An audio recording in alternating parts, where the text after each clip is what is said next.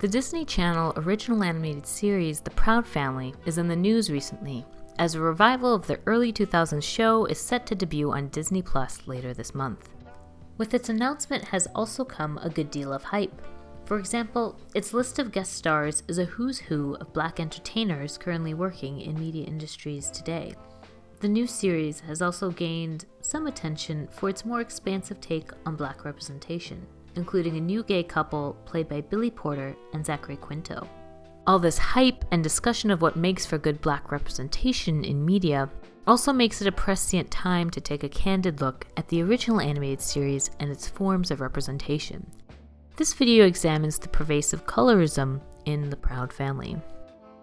There are a number of Black women and men who have talked about the limitations of The Proud Family on YouTube, and I recommend you check out some of their videos as well for their perspectives. I'll link some of the videos below for further watching. What I want to add to the conversation in this video is how the animation of the show also works to perpetuate colorism. With this knowledge, we can evaluate Louder and Prouder and see if the series creatives have changed their approach to depicting Blackness on screen. Before diving in, I want to acknowledge my positionality to this material. I'm a white settler scholar based in Jojage. This series aired on the Disney Channel when I was growing up, so I have some history with the show, but it did not serve as a foundational text the way it did with others. In discussions of the show on YouTube, I find that there are a lot of mixed feelings around the series. On videos critiquing The Proud Family for its colorism, there are a lot of comments caught in this tension, recognizing that the series was foundational to their youth, but also recognizing how it's problematic as well. My intention here with this video is to help share analysis of racial representation in film and media more broadly, while also adding my own research on animation to the discussion. Much of this discussion on YouTube and elsewhere has been narrative-based. This video will add a material analysis to the discussion as well, one attentive to the series as an animated work. For this analysis, I will be building on the work of Knight Steele, an assistant professor of communications at University of Maryland, College Park. Her article, Pride and Prejudice, Pervasiveness of Colorism and the Animated Series Proud Family, tackles the under-researched topic of colorism in media, particularly children's media. This video will first talk about what colorism is, then examine colorism in The Proud Family by analyzing the show's characters. It looks at how both the writing and animation of the show work in tandem to reinforce colorist ideas of beauty and wealth. The video will end with some closing thoughts on how the show can help us rethink our contemporary discussions of representation. As an animated series, The Proud Family has a lot of flexibility in what it can depict through the medium of animation. As Steele puts it, in an animated series, producers and animators do not face the material limitations that are often used to justify patterns of exclusion of darker-skinned individuals in Hollywood and on television. Animation largely provides the possibility to construct our desired reality. Animation artists have near, if not complete, control in the way they approach their work, from designing characters to framing them on screen. So what kind of approaches did the Proud Family creatives choose? To begin, we need to define some terms, namely, what is colorism? Margaret L. Hunter provides a useful definition of colorism in her book Race, Gender, and the Politics of Skin Tone.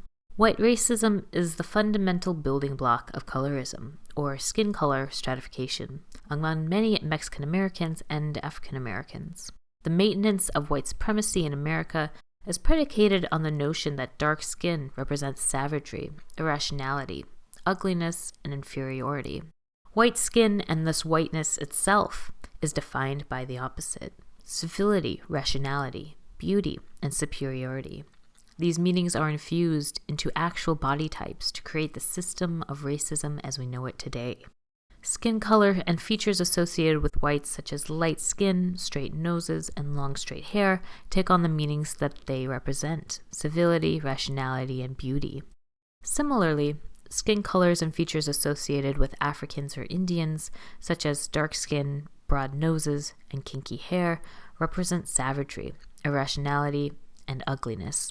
The values associated with physical features set the stage for skin color stratification. As Steele notes, colorism is a worldwide phenomenon of discrimination, wherein people are given certain status and privilege based on their physical features of skin color, facial features, and hair textures. Within the African American community, this is a topic with a long and painful history, and with lasting implications. For more on this topic, I recommend Khadija Bo's video on colorism. And this is where media comes into play. Media is powerful in its ability to either disrupt or reinforce these systems of power. Mass media such as television is especially important here in its ability to reach millions of people over time. Children's television especially so. This is the context from which Steele approaches The Proud Family. Created by Bruce W. Smith, the series aired from 2001 to 2005 on the popular American television cable network, the Disney Channel. In her analysis, Steele identifies pervasive colorism in the series, in both the design and narrative framing of its characters, finding colorism in the show's ideas of beauty and socioeconomic status. The Proud Family. What? When you look at all the characters of the Proud Family, how they are designed, and how they are narratively framed, it's clear there's a division based around skin color, hair texture, and facial features. Characters with lighter skin, straightened hair, and more Eurocentric facial features are framed by the narrative and the camera as more desirable, while characters with darker skin, natural hair, and more Afrocentric facial features are framed as not desirable, or even monstrous. Examining the characters in detail, both their narrative attributes and character design, illustrates how the series perpetuates colorist beauty standards. We can start with Penny, the main character of the series, as well as Trudy, her mother. As Steele notes, these characters are some of the most multidimensional in the whole show, and we are meant to empathize with them. Notably, they are also characters with many Eurocentric features. Both women have straightened hair as opposed to natural hair. They are also lighter skinned. By contrast, Penny's best friend Dejeuner is darker skinned with more Afrocentric features and is framed as comedic relief. She is the most overtly sexualized, with her midriff exposed. As Steele describes, Dejeuner is short with a thicker build. She has large lips and dark skin. Her hair is blonde. This subtly illustrates Dejeuner's attempt to enact the white standard of beauty, though she is unsuccessful in her efforts. A running joke of the show is Dejeuner's undesirability. She constantly flirts with Sticky, another friend, only to be turned down every time. Ooh, Sticky, you look so fly. Good suggestion, Dejeuner. Sticky, I didn't mean fly, what? Dejeuner is routinely the butt of the joke, that she is unsuccessful in love. Steele also points out that Dejeuner's personality is also stereotypical for darker-skinned women. She writes that Dejeuner is depicted as loud, mean, and aggressive. Some may argue this is the reason for her lack of success with romantic partners. Yet we must explore why the character with more Afrocentric phenotypic traits is also the character we interpret as aggressive and loud.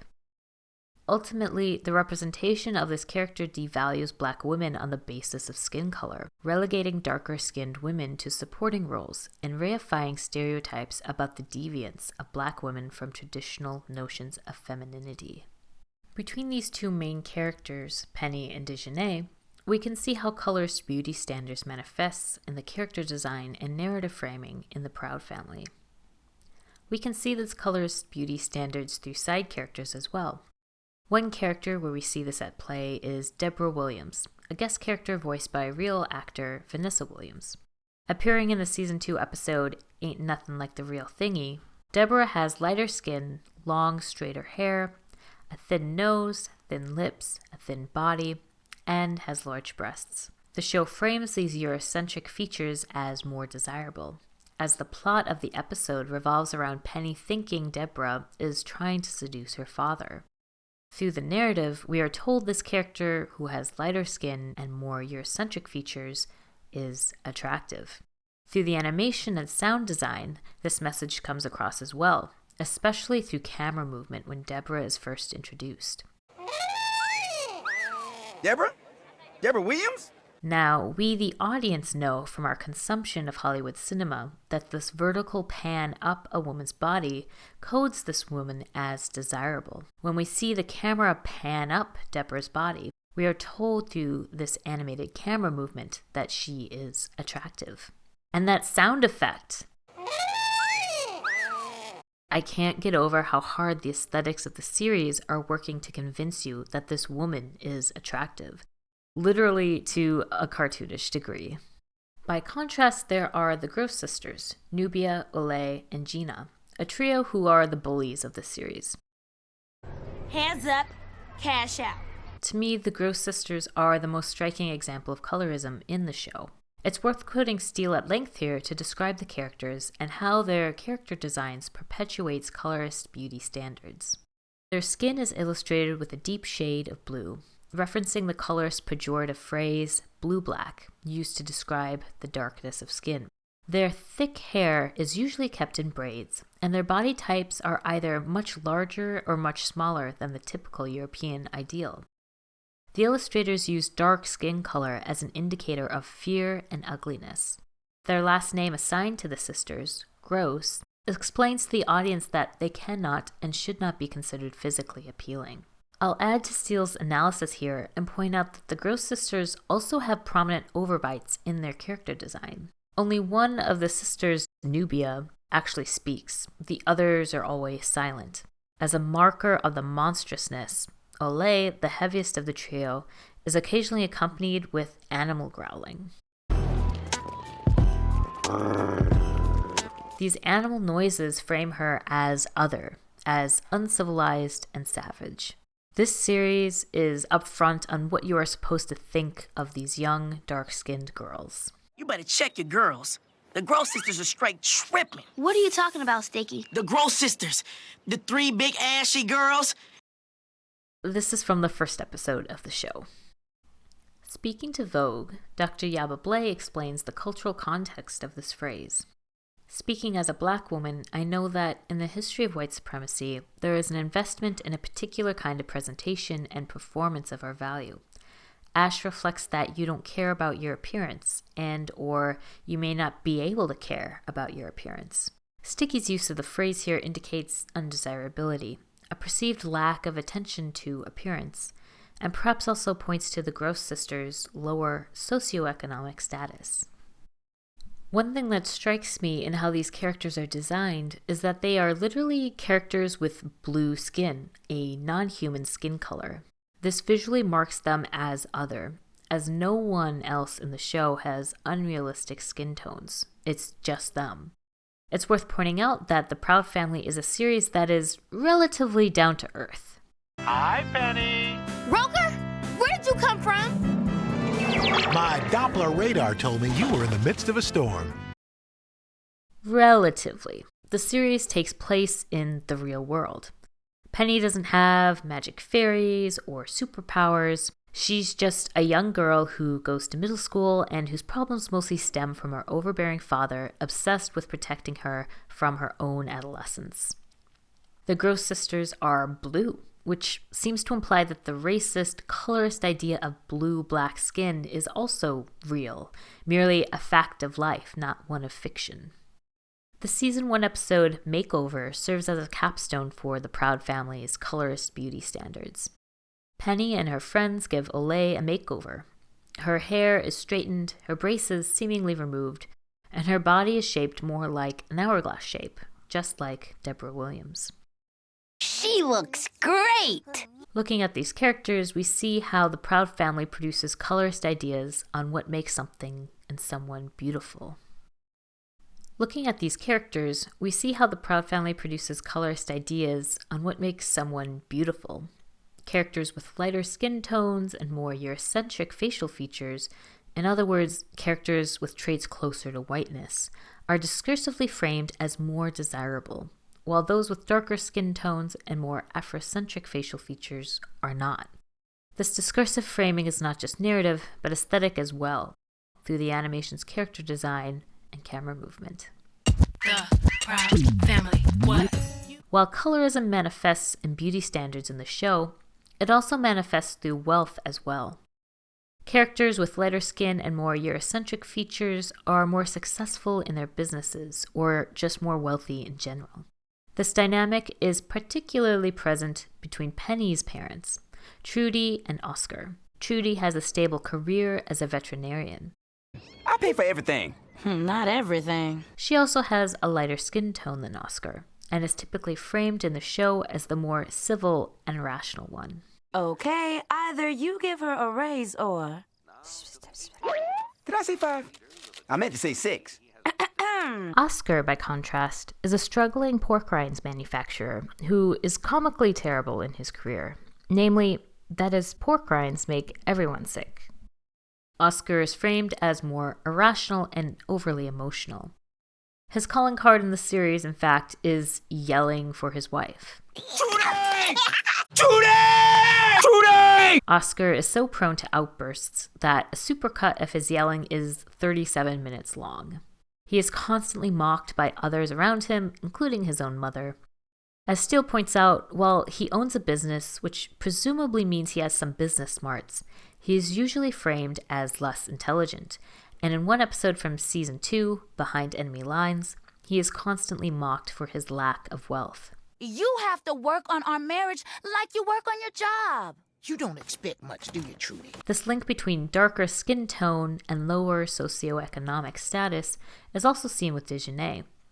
As Steele points out, Dejanay is both darkest and has the lowest socioeconomic status. This is demonstrated by constant references to her apartment, which is too small to hold her many brothers and sisters, and her inability to afford many of the luxuries in Penny's home. As a final example of colorism's socioeconomic dimensions, we can look at La Ciénaga Boulevardes and her family. So, La Ciénaga's the worst. Don't you want to stay and support us? Why should I? We're not even friends. She is self-absorbed and constantly manipulates people around her.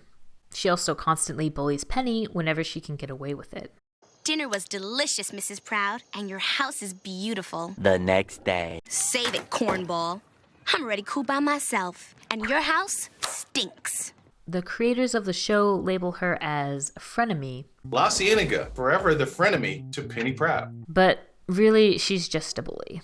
As Steele points out, La Ciénaga has the lightest skin, the thinnest nose, and the longest, straightest hair of all of Penny's friends. She and her family are also some of the richest characters. I can't do anything with the 50 my parents give me. 50 cents? I guess I shouldn't feel so bad. That's $50. Penny pincher. And La Ciénaga uses her class status as a means to dismiss Penny throughout the show. La Ciénaga has access to a significant amount of wealth that Penny and her friends just don't. Also, her mom's a cop. So after I pulled him over, I told Felix he had a choice of walking the line or walking down the aisle. And he went for that? I'm a cop and I'm strapped. In sum, the Proud family lines this divide between lighter and darker skin tones with wealth, illustrating that the series relies on colorist notions of not only beauty, but socioeconomic status as well. Watching episodes of the show, there's just so much I found that I wanted to talk about. It has this weird take on the Matrix which completely subverts the revolutionary politics of the film in this heavy-handed screed against piracy. It's also striking to me just how often the show is cruel to Penny, to a point where it's honestly unsettling.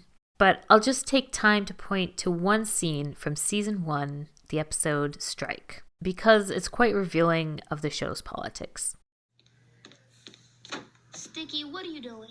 Trying to raise me some paper so I can see the movies. Y'all want to help a brother out? We don't have any money to give away. I work for it. Do your taxes. Sticky, we're Republicans. We don't pay taxes. What's striking about this episode, no pun intended, are really two things. First, it misses the obvious joke to make here, which is for Penny to say, I don't need to do my taxes. I don't have a job. After all, she's 14 and in middle school. And second, and more importantly, this is not a joke. It's a statement of fact. It serves as an important index to the actual politics that guide the series as a whole.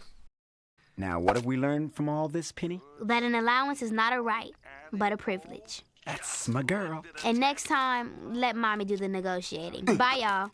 The Proud Family. What? With contemporary movements in Hollywood such as #OscarsSoWhite, we've seen a recent focused effort to increase opportunities for people of color on and off screen. This important work is often summarized with the phrase and #representation matters. This phrase, however, often flattens this discussion of representation on screen to merely a number. In her article for Film Quarterly, film professor Kristen J. Warner outlines what she calls plastic representation. Plastic representation can be understood as a combination of synthetic elements put together and shaped to look like meaningful imagery, but which can only approximate depth and substance because ultimately it is hollow and cannot survive close scrutiny. Warner notes she uses the phrase plastic here as it refers to both shallowness and malleability. Plastic representation frequently occurs when the conversation around diversity begins and ends in the casting stage. In an interview with the Chicago Tribune, Warner notes that when discussions of representation only happen at the casting level, that's a form of plastic representation. The Proud Family and Disney's promotion around the series for Disney Plus serves as a great example of Warner's concept of plastic representation. In the online series Disney Plus Deets, hosts Kenneth Brown and Marcellus Kidd fondly remember the Proud Family for its representation. This series is all about representation, with a capital R. While these hosts mention one-off episodes the show did, such as an episode on Kwanzaa, the focus of such representation seems to be quantitative, just the sheer number of Black and other people of color characters on screen. But as I've demonstrated throughout this video, the issue with this series is qualitative, the actual form and function the representation takes. And this issue of qualitative representation extends to the latest continuation of the series. In regard to the announcement of a same-sex couple for Louder and Prouder, Black critics have questioned why a Black gay man needs to be paired with whiteness. As Tori Deuce puts it, not every Black queer person has to be paired up with the House of Colonization. Dr. Alfred Martin, who studies gay Black representation on television, points out that this couple is informed by what audiences, the creators, think will be watching the show. Steele surmises that The Proud Family is a children's show that celebrates the African American family and offers diverse views of the Black community. Yet it still relies heavily on colorist notions when dealing with both beauty and socioeconomic status. While Disney Plus's promotional content frames the show as a win for representation, I don't think that's fully the case. As Catherine Knight Steele writes, and as I hope I've demonstrated here, the original Proud Family is a clear example of colorism in television, and is a particularly useful example for thinking about how animation as a medium can reproduce colorism as well. Since the Proud Family originally aired, there's been a bevy of animation that illustrates the medium's ability to capture nuanced and beautiful Black representation in film and television. There is even animation that illustrates you can use non-realistic colors for humans without falling into the trap of colorism. All these examples show that the Proud Family didn't have to look this way. Just in terms of visual appeal, the animation in the Proud Family, Louder and Prouder, seems much improved than the original. The original series was produced by a lot of people who were new to animation. Almost everyone involved in producing the series was working in animation for the very first time. And yeah, it shows. Aesthetically, the Proud Family has aged rather poorly, colorism and otherwise. Louder and Prouder is certainly a much-needed revamp, with saturated hues, detailed textures, and expansive lighting. I think the big question is if a visual upgrade is enough to avoid repeating its past history of colorism. As of this writing, only a few trailers have dropped for the new show. A boy that does makeup. What is your generation coming to, Penny? For me, a strong index of whether the series has grappled with its past history of colorism is whether the Gross sisters are still included, and if they are, do they still look the same? After all, their visual treatment throughout the original series was rather shocking, and how these young girls with darker skin tones were persistently othered in the series. If they are included with the same character design, I think it would throw into question Louder and Prouder's claim towards bringing good Black representation. Well, I guess we'll see. Thanks for watching this video. There's so much to say about the Proud family, so I tried to just keep my discussion to colorism for today. One idea I want to examine in the future is children's television that examines labor strikes, such as The Proud Family and Hey Arnold. Leave a comment in the chat if that's something you'd be interested in, and let me know about your thoughts on the Proud family overall. Until next time.